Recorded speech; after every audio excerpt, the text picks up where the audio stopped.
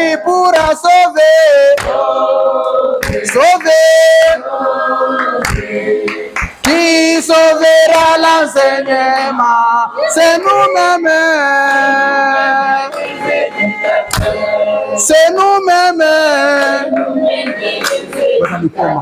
Organisé par la Direction générale de l'éducation non formelle au ministère des Affaires sociales, Action humanitaire et Solidarité nationale, la session de formation des formateurs du noyau provincial et enseignants sur l'utilisation rationnelle du programme national des rattrapages scolaires du niveau 4 de l'enseignement de base a été organisée pendant 10 jours, soit du 21 au 30 octobre 2024, sous l'appui financier de l'ONG féministe et Solidarité des jeunes filles pour l'éducation et l'intégration socio-professionnelle grâce au Fonds des femmes autochtones AINI du Forum international des femmes autochtones. Grâce à cette formation, désormais la ville et territoire de Kalemi verront les enfants, filles comme garçons, vulnérables, déscolarisés et non scolarisés, bénéficier d'une formation de niveau 4 équivalent au 7e et 8e de l'enseignement primaire formel. Ainsi, les chefs de division des affaires sociales, Action humanitaire et Solidarité nationale au Tanganyika, tout en remerciant l'appui des SOGIFEP, saluent la tenue de ces assises et interpellent les enseignants à mettre en pratique le programme.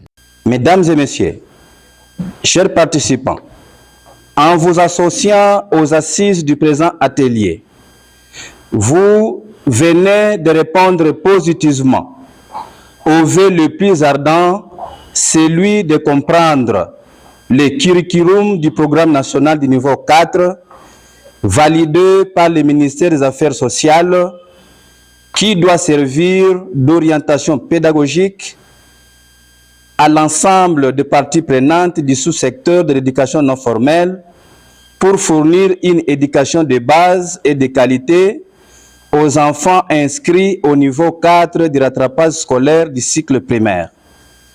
Je suis conscient que ce cadre n'a pas seulement été pour vous un lieu touristique, mais un espace d'acquisition des compétences que vous devez impérativement restituer et mettre en application dans vos centres, dans le strict respect des 10 disciplines, à savoir le français, les mathématiques, l'histoire, l'éducation civique et morale, la biologie, la géographie, la technologie, la science physique, la technologie de l'information et de la communication ainsi que la musique.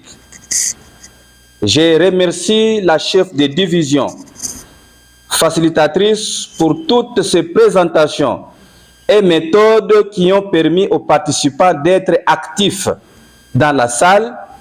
Cela montre dorénavant l'appropriation de l'outil dans la province du Tanganyika. De son côté, Madame Zawadi Nawenga, coordonnatrice de l'ONG SOGIFEP, demande aux noyaux des formateurs d'être de vrais ambassadeurs dans leur village. Sincèrement, merci. Et nous croyons qu'au travers de cette formation, vous serez les ambassadeurs et les ambassadrices dans le village, parce que c'est à l'issue de cette formation, certains seront retenus comme éducateurs dans certains villages pour faire la continuité de ce programme de rattrapage du niveau 4 dans nos villages et dans toute la province du Tanganyika. Nous croyons qu'avec la division des affaires sociales, que ce programme va se répercuter dans toute la province et ça sera pour nous une fierté parce que nous sommes ceux-là qui ont appuyé ce programme pour sa mise en place effective dans la province du Tanganyika. De sa part, Madame Boyompangi, Marie-Joséphine, facilitatrice de la formation, satisfaite de son auditoire, revient sur l'ensemble de matières abordées.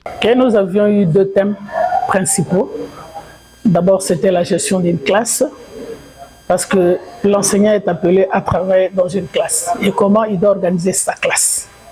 Et par rapport à ça, nous avons une cible particulière. Ce sont ces enfants-là que nous appelons vulnérables, les enfants nécessitant des mesures spéciales de protection.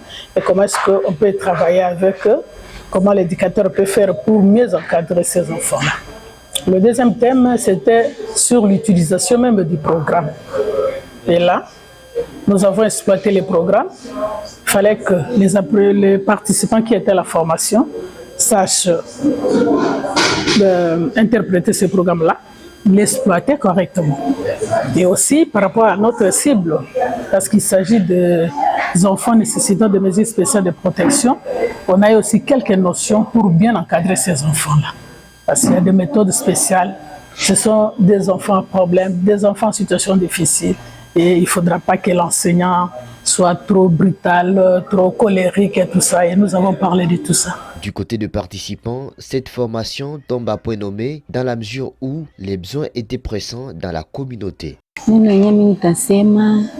Ni kuencourager bale bafie betu benye abayasomaka na deja beko na retard ku masomo, nitabaencourager tu ke bakuye batapata formation ya mzuri pour que kesho yake nabo bakuwe utile mu societe yetu. Hii formation ilikuwa benefique kumie juu ilinisaidia pour renforcer makapasite yangu, ndio tuko balimu mekuko bitu vyenye banapasha ko renforcer vraiment.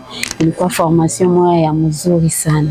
Le bagage que j'ai retenu dans cette formation, on nous a appris beaucoup de choses sur la méthode ainsi que technique de l'enseignement, sur les enseignants qui vont s'occuper de ces enfants-là. Ils vont utiliser leurs techniques ainsi que les méthodologie, et comment est-ce qu'ils vont traiter ces enfants-là surtout, parce que ce sont les enfants à problème qui ont abandonné des études, ça fait longtemps, compte tenu des différentes difficultés. Alors, on nous a enseigné comment traiter ces enfants-là dans des classes. Cette formation a réuni les spécialistes de la DIVA, de l'éducation non formelle, le bureau de la protection de l'enfant, la sous-division et inspection de l'enseignement Calémie 3, les directeurs du centre CRS engagés dans la promotion sociale, ainsi que des enseignants et directeurs d'école.